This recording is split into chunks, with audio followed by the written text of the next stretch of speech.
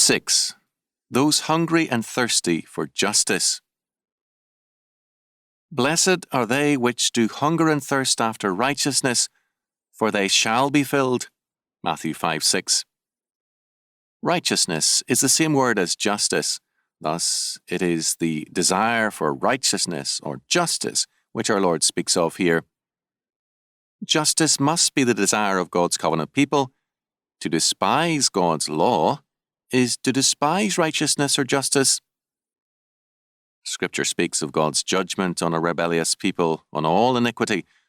Of all such the Lord says, quote, "Therefore will I number you to the sword, and ye shall all bound down to the slaughter, because when I called, ye did not answer.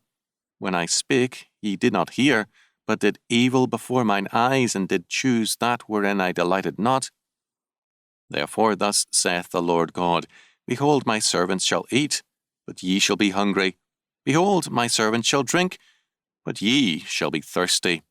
Behold, my servants shall rejoice, but ye shall be ashamed." Isaiah 65:12 and 13. A society that moves in terms of self-interest rather than justice is under God's judgment. Even more so, a society that moves in terms of deliberate injustice is certain of radical condemnation and collapse.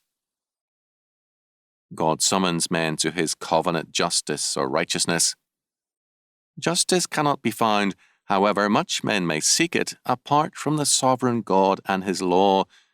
The summons therefore declares, "Ho, every one that thirsteth, come ye to the waters, and he that hath no money, come ye, buy and eat. Yea, come buy wine and milk without money and without price." Isaiah 55:1.